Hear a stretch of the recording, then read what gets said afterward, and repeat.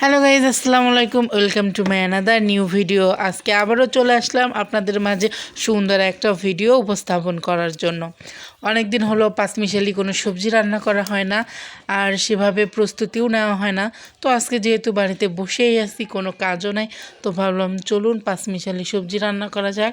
তো ফার্স্টেই দেখতেছিলাম যে বাড়িতে কি কি সবজি আছে। তো এখানে আমি একটা বেগুন পাইলাম, বেশ কিছু আলু, যতগুলো আমার লাগবে না পরিমাণ মতোই নিয়ে নিব। আর একটা পেয়েছি আমি কাঁচকলা, যেটা সবজির জন্য মোস্ট ইম্পর্টেন্ট, আর ছিল সজনে ডাঁটা। তো বাড়িতে শুধুমাত্র সবজির ভিতর আলু, বেগুন, কলা আর সজনে ডাঁটা এ কটাই ছিল, কিন্তু এই কটা দিয়ে তো আর সবজি রান্না হয় না। তো বাকি যে সবজিগুলো লাগে সেগুলো আমি কোথা থেকে কিভাবে কালেক্ট করি সম্পূর্ণ ভিডিওটা দেখলেই আপনারা বুঝতে পারবেন। আর এই কটা সজনা ছিল, আমি কিন্তু সবগুলো নিব না, এখান থেকে জাস্ট 3 থেকে 4টা সজনা নিয়েছি আমি।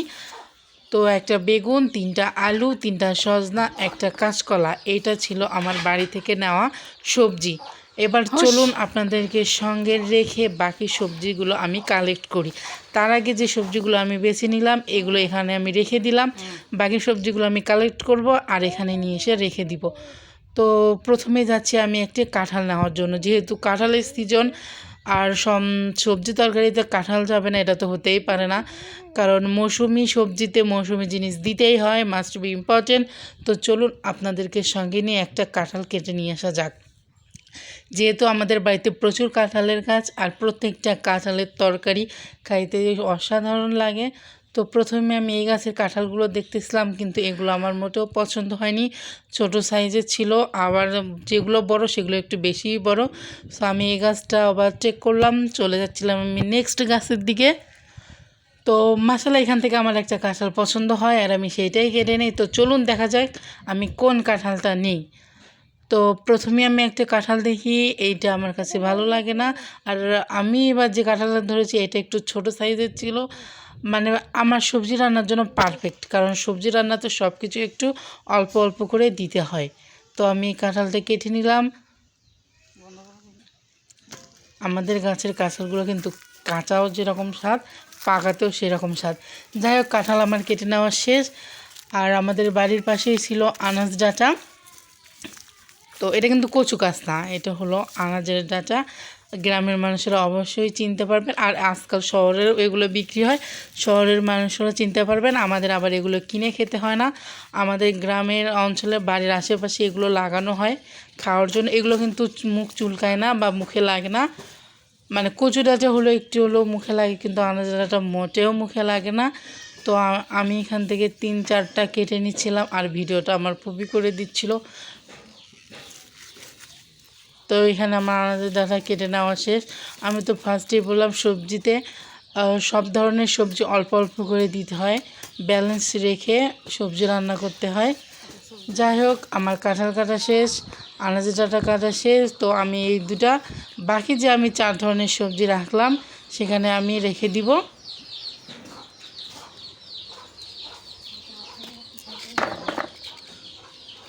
তো আমার এখানে অলমোস্ট 6টা সবজি হয়ে গিয়েছে। তো আরেকটা লাগবে আমার পেঁপে, যেটা আমাদের বাড়িতেই আছে। তো চলুন এবার পেঁপে নিয়ে আসা যাক। তো এখানে আমাদের 2-3টা পেঁপে গাছ লাগানো হয়েছিল, তো সবগুলো মারা যাওয়ার পর একটাই পেঁপে গাছ আছে। এখানে 2টা পেঁপে, নিচে যেটা দেখতেছেন ওইটা একটু পাকছে, লাল লাল হয়েছে, ওইটা তো আর সবজিতে দেওয়া যাবে না, এই জন্য আমি ওটা সিলেক্ট করিনি। উপরে যেটা ছিল আমি ওটা সিলেক্ট করছি। আর পেঁপে গাছ তো লম্বা, হাত দিয়ে পারা যাবে না, এই জন্য আমি নৌকা বা কোটা নিচ্ছিলাম, যেটা দিয়ে আমি পেঁপেটা পারবো।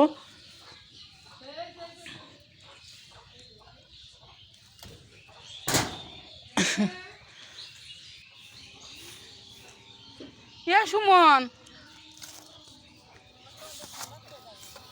তো পেঁপেটা আমাদের বাসার পিছন সাইডে পড়ছে, যেহেতু ওখানে মানুষ ফসল আবাদ করছে, তো চারপাশে বেড়া দাও, আমি যাইতে পারতেছিলাম না।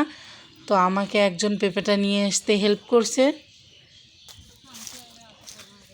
তো এই তো পেঁপে নেওয়া শেষ। 7 প্রকারের সবজি আমার অলরেডি হয়ে গিয়েছে। বেশি কিছু দিব না, এগুলো দিয়ে সবজিটা আজকে রান্না করে নিব।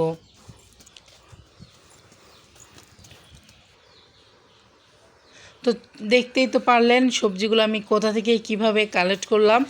আমি যদি আরও ট্রাই করি তো আরও বেশ কিছু সবজি আমি কালেক্ট করতে পারবো, কিন্তু আমি বেশি কিছু আর দিব না, এগুলো দিয়ে সবজি রান্না করে নিব। তো কথা বলতে আমি সবজিগুলো সুন্দর করে কেটে ধুয়ে পরিষ্কার করে নিয়েছি, যে ভিডিওটা আপনাদের মাঝে আর দেখাইনি কারণ ভিডিওটা অনেক লং হয়ে যাবে। তো সবজিগুলো কেটে ধুয়ে সুন্দর করে পরিষ্কার করে নেওয়ার পর আমি এখানে বসে পড়েছি সবজি রান্না করার মশলাপাতিগুলো প্রস্তুত করার জন্য।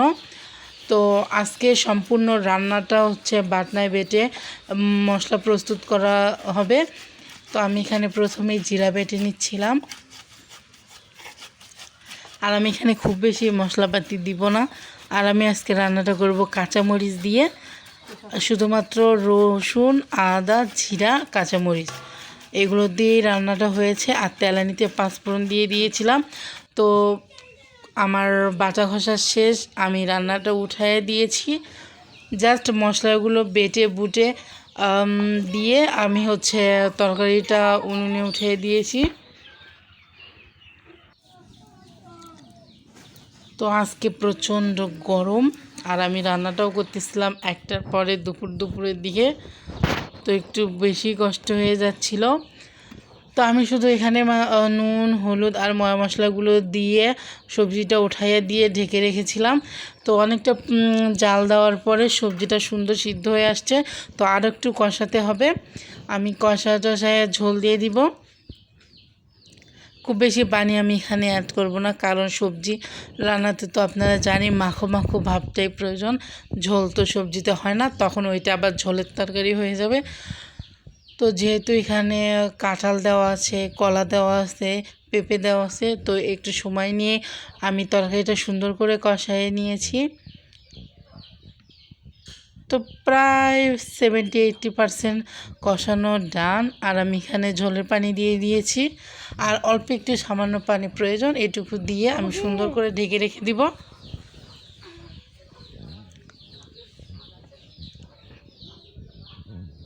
আমি কাজ হচ্ছে সুমনা দিয়ে আমরা ব্যায়াম করেছি।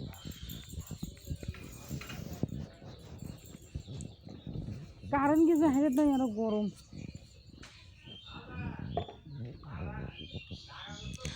তো ঝোলের পানি টানি দেওয়া একবারেই সম্পূর্ণ। আমি এবার এটা সুন্দর করে ঢেকে দিয়ে এবার হচ্ছে জালটা ব্যালেন্স রেখে একটু ওয়েট করব। তো এই যে কথা বলতে বলতে সুন্দর করে হয়ে গিয়েছে। আর আমি এক হাত দিয়ে ভিডিওটা করতেছিলাম, যার কারণে ভালোভাবে দেখাতে পারতেছিলাম না।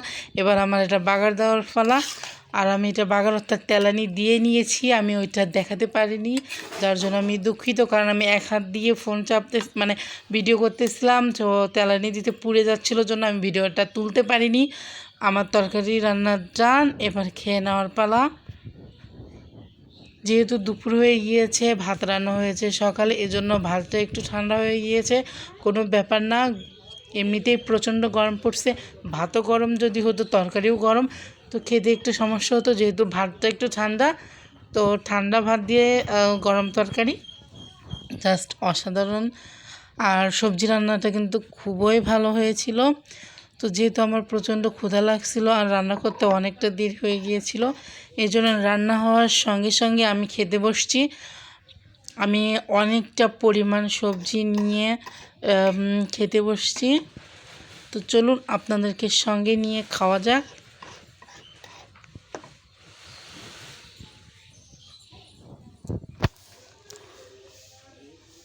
এই যে আমার তরকারির রান্নার ফাইনাল লুক। আপনারা কমেন্ট অবশ্যই জানাবেন যে আজকের ভিডিওটা আপনাদের কেমন লাগলো, আর আপনারা কে কোথা থেকে আমার ভিডিওটা দেখছেন অবশ্যই কমেন্ট করবেন, আমার পাশে থাকবেন, আমাকে সাপোর্ট করবেন। আর ভিডিওগুলো যদি আপনাদের ভালো লাগে অবশ্যই লাইক, কমেন্ট, শেয়ার করে দিবেন।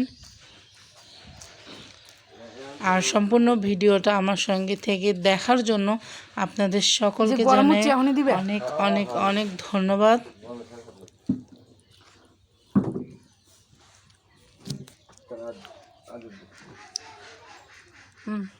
তো আপনারা ভালো থাকবেন, সুস্থ থাকবেন, দোয়া করি আপনারা যে যেখানে আছেন সবাই ভালো থাকেন, সুস্থ থাকেন। দেখা হবে পরবর্তী আরেকটা ভিডিওতে। আসসালামু আলাইকুম।